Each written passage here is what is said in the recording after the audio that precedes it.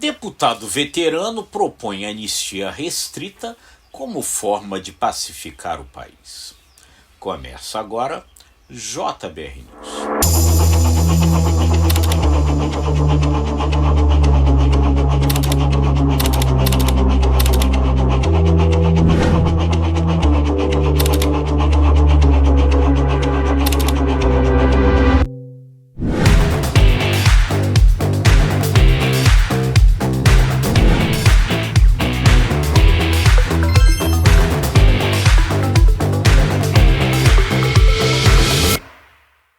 À medida que vai se aproximando o julgamento do ex-presidente Jair Bolsonaro e do chamado núcleo crucial da tentativa de golpe, o clima de tensão vai se acentuando na esplanada dos ministérios, nas áreas ali próximas do governo e do Supremo Tribunal Federal.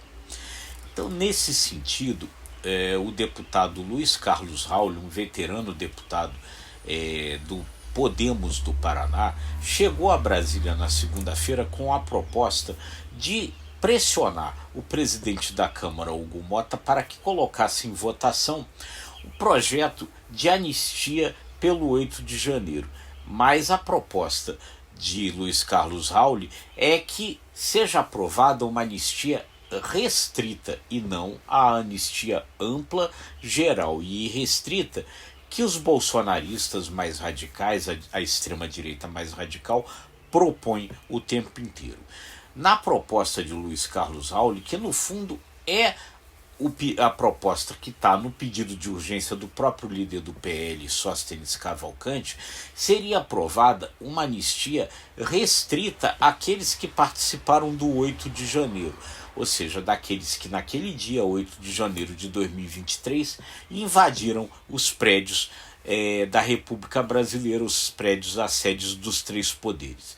E essa anistia também não seria restrita somente a quem estava naquele dia, mas seria restrita, pela defesa de Luiz Carlos Rauli, aqueles casos menos graves, ou seja, quem estava nas manifestações do dia 8 de janeiro de 2023, participou dessas manifestações, mas não depredou o prédio, não derrubou, por exemplo, o relógio de Dom João VI, que foi quebrado lá, não cortou quadros importantes de Cavalcante, outras obras de arte, não feriu policiais militares, enfim, quem não participou dos atos maiores de violência naquele dia. E aí, então, o que essa anistia proporia é o seguinte: os casos menos graves faria a anistia. Casos mais graves se discutiria uma progressão de pena, ou seja, dependendo da gravidade, essa progressão aconteceria, permitindo aí, nessa gradação, que as penas fossem cumpridas com multa ou com serviços prestados à comunidade.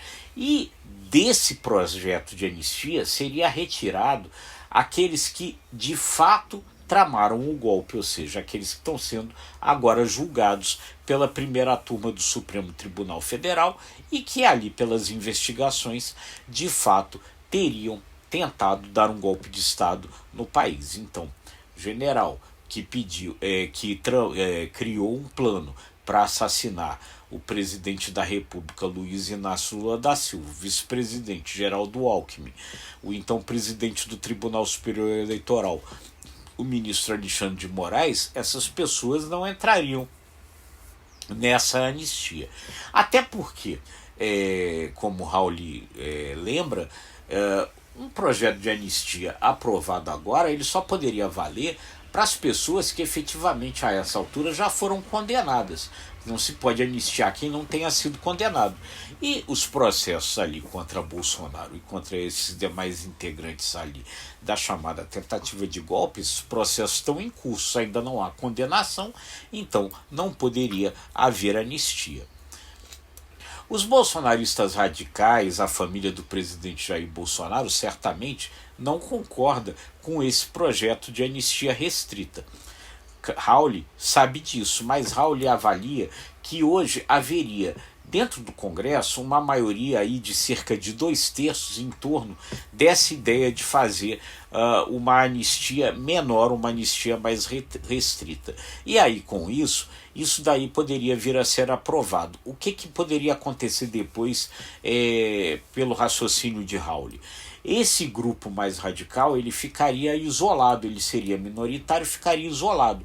Ficaria claro ali que havia uma tentativa de manobra em torno dessa história da anistia. E isso daí poderia pacificar, na avaliação dele, o país. Por quê? Porque aqueles casos ali das pessoas que estão com penas muito elevadas, mas não cometeram crimes mais graves, esse argumento pararia de existir. E aí, isso daí, logo antes do início do julgamento, provocaria um esvaziamento desse discurso, essa é a avaliação de Luiz Carlos Raul, e geraria uma pacificação. Enfim, isso daí é uma tese do deputado, enfim, não é necessariamente uma tese aqui que o JBR News encampa, só está aqui contando alguma coisa que está em curso, uma articulação que está em curso. Ele chegou a Brasília na segunda-feira disposto a convencer o presidente da Câmara, Hugo Mota, a colocar esse projeto de votação esta semana antes do julgamento de Bolsonaro.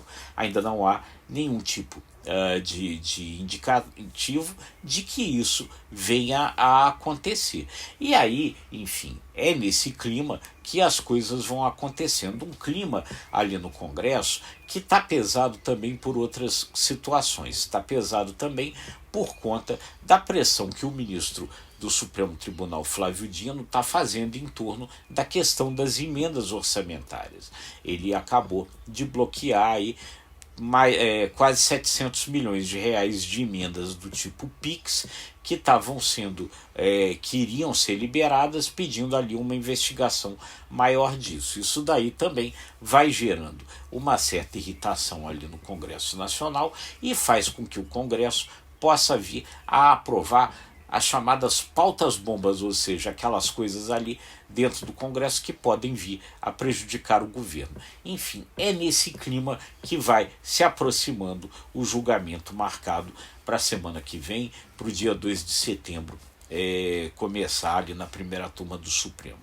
Enfim, um clima complicado e talvez não pudesse ser de outra forma diante da polarização política pela qual passa o país. A gente vai estar sempre acompanhando tudo para trazer para você a melhor análise e a melhor informação, pedindo aí seu comentário. O que você acha desse clima político brasileiro? Comenta aí, a gente vai gostar de saber a sua opinião. Se você gostou desse conteúdo, curta, compartilhe, acesse imagemcredibilidade.com, se inscreva no ICTV e nos nossos demais canais. Muito obrigado e até a próxima.